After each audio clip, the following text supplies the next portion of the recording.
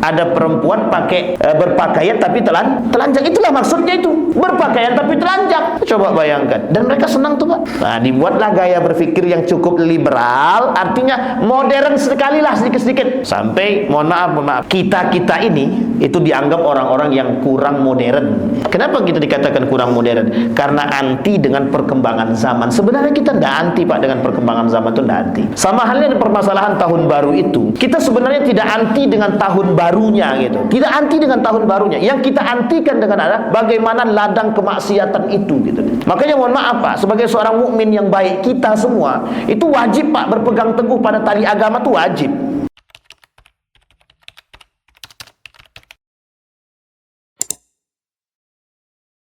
Ada pendangkalan akidah, yang pendangkalan akidah itu tersistematis yang dilakukan oleh kaum-kaum liberal untuk merusak kita, lebih tepatnya sebenarnya orang munafik.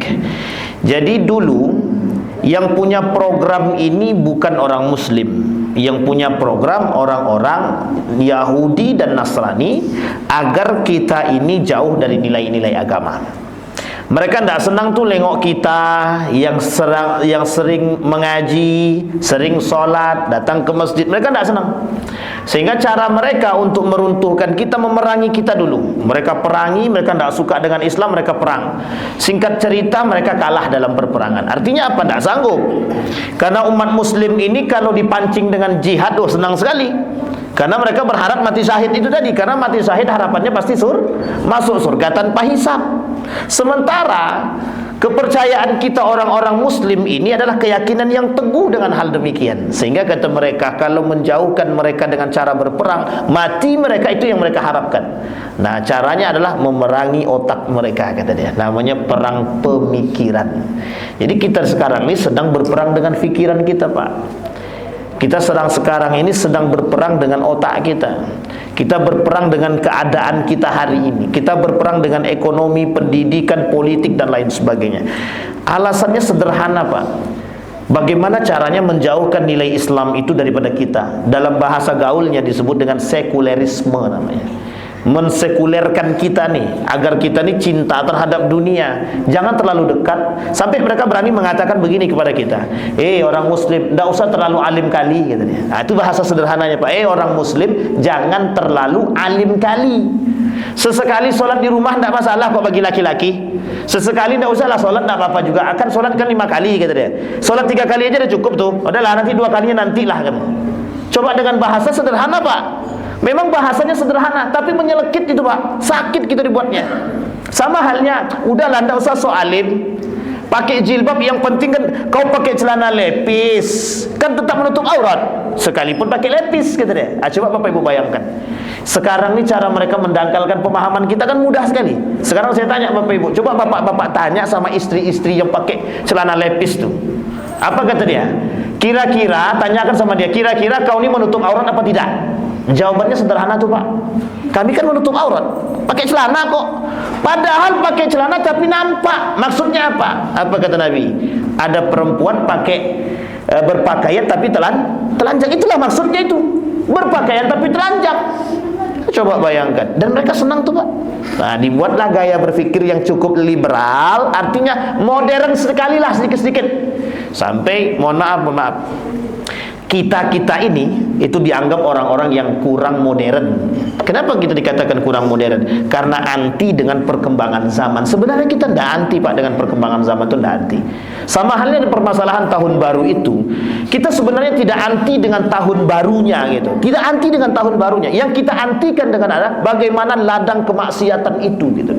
Makanya mohon maaf Pak, sebagai seorang mukmin yang baik, kita semua itu wajib Pak berpegang teguh pada tali agama, itu wajib. Berpegang teguh kepada tali agama itu wajib. Wa'tasimu bihablillah, wajib Pak sebagai seorang mukmin. Maka jangan sampai kita terpengaruh dengan bahasa-bahasa yang sederhana begitu. Memang merusak kita begitu. Apa kata mereka? Kalau kita katakan, jangan berpegangan laki-laki perempuan, jangan pegangan tangan laki-laki perempuan. Apa kata mereka? Kami kan cuma pegangan tangan, cuma segitu aja kok kata dia gitu. Kadang kita dicuci otak, Pak. Yang kayak gitu-gitu tuh janganlah diatur. Orang kita nggak maksiat kok. Kita kan nggak maksiat, kita kan nggak zina. Pahamnya mereka tuh zina tuh apa? Hubungan badan saja. Padahal tidak. Pegangan tangan kira-kira zina apa tak zina? Duduk berdua laki-laki perempuan yang tidak ada muhramnya kira-kira zina apa tak zina? Zina. Tapi yang dipahami kepada kita apa? Yang begitu tuh dosa-dosa seperti itu dianggap tidak dosa. Makanya mohon maaf Pak, sekarang kenapa banyak anak-anak ini sekarang berpegangan tangan tuh biasa saja? Karena mereka udah nggak anggap itu dosa.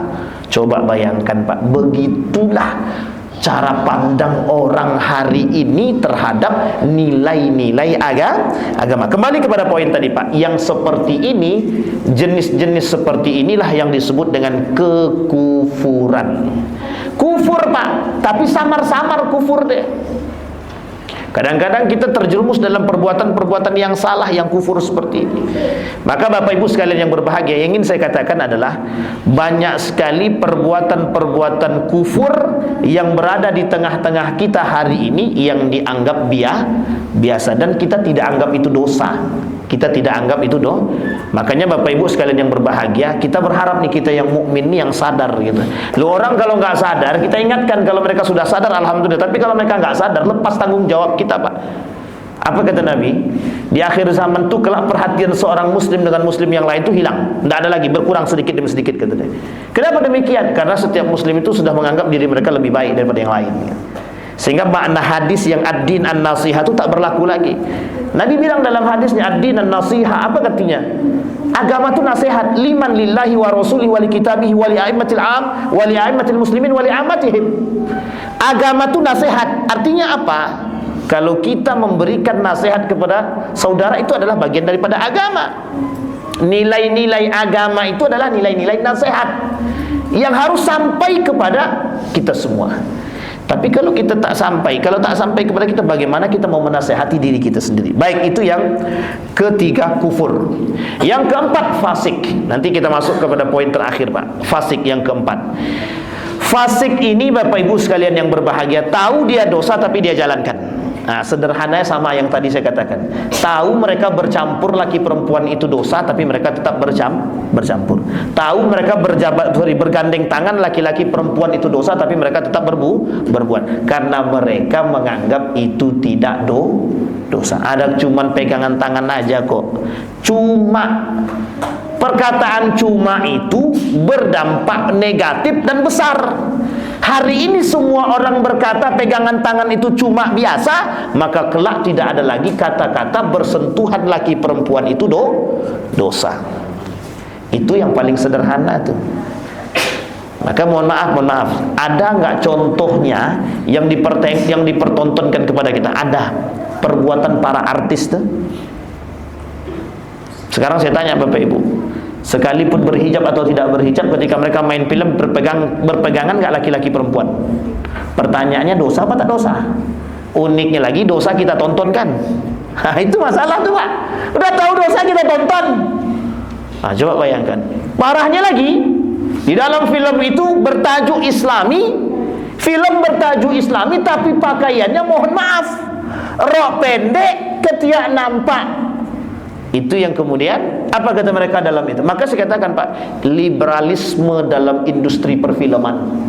Artinya apa? Pendangkalan akidah dalam industri perfilman. Nah, itulah yang diadopsi. Maka Bapak Ibu sekalian yang berbahagia, ada penyakit yang tertanam dalam kita ini Pak. Nama penyakitnya westernisasi.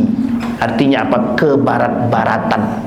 Jadi karena budaya barat masuk ke kita, budaya barat itu begini. Salah satu budaya barat itu berpakaian terbuka, berpegangan tangan laki-laki perempuan biasa, nampak aurat biasa, tidak berhijab biasa. Kemudian mohon maaf, berpelukan laki-laki dengan perempuan biasa, cipika-cipiki laki-laki perempuan itu hal biasa. Ini adalah privasi mereka yang oleh sebagian public figure mereka bawa adopsi dari sana sampai ke sini. Sehingga ketika tertanam di sini, dilawan oleh nilai-nilai agama. Kata nilai agama yang kayak gitu itu haram, dosa. Apa kata mereka? Itulah agama yang menyesatkan. Itulah nilai-nilai agama yang tak selaras dengan zaman. Itu modern. Makanya Bapak Ibu, pakaian celana pendek itu modern, nampak aurat tuh sekarang model. Jadi kalau tak nampak auratnya tak model, tidak, sebut dengan jadul. Padahal orang yang berpakaian demikian itulah yang disebut dengan jahiliyah. Kalau Bapak Ibu merujuk kepada tahun 1960-an, 1950-an, itu orang-orang Eropa, boleh cek orang-orang Eropa tuh sangat malu kalau berpakaian tank top, itu malu, sangat malu. Kebetulan saya dikirimin video tuh dari orang-orang dengan kawan-kawan itu, yang video mereka sama orang-orang Eropa dahulu itu malu kalau mereka berpakaian nampak ketiak, ini malu, sangat malu. Hanya saja mereka tidak berkerudung, tapi pakaian mereka sampai ke bawah, Pak. Gamis mereka sampai ke bawah, rok mereka sampai ke bawah. Artinya apa? Pakaian dulu terhormatnya tertutup kok. Lah kok sekarang terbuka? Kan begitu. Nah, uniknya lagi diadopsi oleh orang Indonesia dan bangga berpakaian demikian. Inilah yang disebut dengan kekufuran yang terselubung atau subhat-subhat yang terjadi di tengah kita, Pak. Karena kita menganggap hal itu biasa. Kata para ulama, tidak ada subhat itu yang mengantarkan kita kepada yang baik. Subhat itu pasti akan mengantarkan kita kepada yang haram. Itu kata para ulama. Kata Nabi juga mengatakan sama, terjerumus dalam keharaman. Artinya apa? Kalau sudah terjerumus dalam keharaman, perbuatan kita kira-kira ada manfaat di sisi Allah? Tak ada, justru berdosa. Kita terjerumus dalam dosa dan maksiat. Baik, itu kufur. Sekarang yang keempat, fasik atau kefasikan. Fasik yang tadi sudah saya sampaikan, tahu mereka tapi mereka melakukan. Tahu mereka sholat itu wajib tapi mereka tidak sholat. Tahu mereka bercampur laki-laki perempuan itu dosa tapi mereka buat. Tahu mereka mengikuti perbuatan-perbuatan orang kafir itu dosa tapi mereka buat. Tahu mereka menggunakan trompet-trompet itu tidak bermanfaat tapi tetap dilakukan. Kita ambil contoh, Pak. Ada manfaat trompet itu? Tidak ada, Pak. Ada manfaat nengok ke atas mercon itu? Tak ada, Pak. Bahkan mohon maaf, itu semua perbuatan-perbuatan orang-orang kafir yang kita ikuti, Pak. Man tasyabbaha biqaumin fahuwa minhu. Barang siapa yang mencontoh, mengikuti perbuatan-perbuatan orang kafir, dia bagian daripada kekafiran itu. Masalahnya bukan kafirnya, Pak. Kita muslim tapi kita tak ada manfaat, Pak. Orang yang melakukan perbuatan demikian itu sama sekali ibadahnya tak bernilai di sisi Allah. Habitat a'maluhum, kekufuran mereka menyebabkan perbuatan mereka tidak diterima oleh Allah Subhanahu wa taala. Berarti kalau kami, mohon maaf, kalau kami main mercon, itu ibadah kami tak diterima. Jangan cepat-cepat mengambil keputusan. Tapi sebaiknya dalam konteks kebaikan itu tinggalkan. Sampai di sini paham Bapak Ibu? Saya tak berani katakan bahwa orang yang main mercon itu amal ibadahnya tidak terima. Tapi yang namanya perbuatan yang tidak bermanfaat, tidak bernilai di sisi Allah. Kira-kira mercon itu bermanfaat atau tak bermanfaat? Tak bermanfaat, berarti tak bernilai di sisi Allah. Itu lebih tepat, ya. Karena perbuatan yang tidak bermanfaat di sisi Allah tidak ada nilai. Sekarang pertanyaannya, berkumpul itu ada manfaatnya enggak? Tergantung. Kalau berkumpul untuk mudzakarah mengingat Allah, itu bernilai pahala. Tapi berkumpul dalam kemaksiatan, apakah bernilai pahala? Justru menambah dosa. Fasik atau tak fasik? Fasik. Sampai di sini bisa dipahami Bapak Ibu ya. Artinya kefasikan itu semakin dekat dengan kita. Dan yang terakhir Bapak Ibu, ada yang disebut dengan kezaliman. Nah, kezaliman adalah salah satu penyebab pendangkalan akidah. Artinya apa? Perbuatan zalim yang dilakukan oleh kaum-kaum liberal. Jadi begini, kezaliman kaum liberal itu, kaum-kaum munafik itu, ketika mereka mengajak kita untuk jauh daripada nilai agama, itu namanya kezaliman yang nyata. Dan itu perbuatan orang-orang kafir. Maka Allah sebut ulaika humul kafiruna haqqa. Itulah orang kafir yang sesungguhnya, yang menjauhkan kita dari nilai-nilai agama. Nah, salah satu di antara 10 poin, kata para ulama, kata Syekh Sulaiman, 10 di antara satu di antara 10 poin yang menyebabkan jauhnya seseorang daripada agama Islam atau batalnya keislaman seseorang, al-i'radu an dinillah. Orang yang berpaling dari nilai-nilai agama. Siapa mereka yang berpaling dari nilai-nilai agama? Yang tak suka dengan, mohon maaf, yang tidak suka dengan diangkatnya nilai-nilai agama. Siapa mereka? Kaum munafik. Orang munafik, orang fasik, orang kafir. Orang munafik, orang kafir Allah masukkan ke dalam neraka jahanam. Orang fasik Allah masukkan tergantung tingkat kefasikan mereka. Kalau tingkat kefasikannya sama dengan munafik, maka mereka masukkan ke dalam neraka jahanam. Tapi kalau tidak, mereka dimasukkan ke dalam neraka wil. Artinya apa? Semuanya tetap masuk ke dalam neraka. Nah, sekarang Bapak Ibu sekalian yang berbahagia, poin penting kita adalah jaga generasi kita. Ku anfusakum wa ahlikum naro. Jaga generasi kita. Satu, apa yang harus kita jaga? Akidahnya. Yang kedua, keislamannya. Yang ketiga, keimanannya. Yang keempat, pergaulannya. Yang kelima, kedekatannya dengan masjid, Pak. Yang paling bisa menjadi penasehat kita di akhir zaman itu masjid, Pak. Maksudnya Pak, yang salah satu tempat yang membuat kita selamat di akhir zaman hanya masjid. Lingkungan sulit, kalau kita tak pandai bergaul, rusak, kita hancur. Anak kita sekolahkan di tempat terbaik, balik dia, bergabung dia dengan kawan-kawan tak baik, kira-kira jadi apa, Pak? 1 hari selamat dia, Pak. 2 hari masih selamat, 3 hari masih mungkin selamat. Kalau udah 10 hari kita tak tahu, Pak.